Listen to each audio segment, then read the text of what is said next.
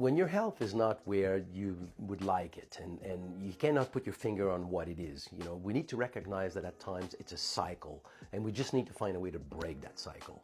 So the typical story is somebody who is somewhat active, sort of happy, in their life, with their health as well. And then suddenly you sprain an ankle or you have an injury that suddenly makes you be a little bit more sedentary. So you start to eat a little bit more. The cortisol that you used to burn through physical activity now is building up a little bit more into your bodies. You start to have a little bit more of a higher blood pressure. You don't sleep as well.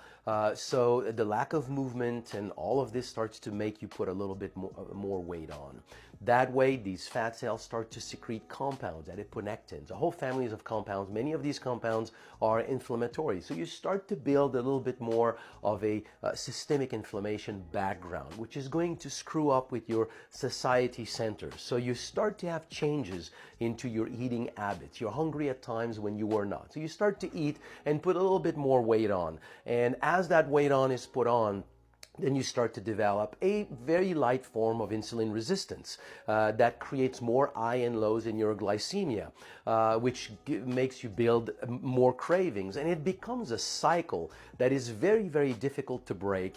You don't sleep well, you develop anxiety with the whole situation, and at times we can carry on with this for years. And we want to put an end to this. We want to find what's the problem, and that's the problem, is that there's not a problem. It's a cycle that is this problem. It's many things. And we need to recognize that and find one thing where we can break this cycle. And oftentimes, the easiest way to break this kind of metabolic cycle, if I could say, metabolic syndrome cycle, is to start to find an activity that you can do that will burn that cortisol, that will start to reduce the weight and reduce systemic inflammation. And there are a lot of good products out there, curcumin being one of them, to suppress systemic inflammation. And by suppressing systemic inflammation and starting to initiate physical activity, oftentimes that is enough to basically start to break that cycle and be able to address the various issues one by one. So the cycle is the one thing to keep your mind off, and breaking it.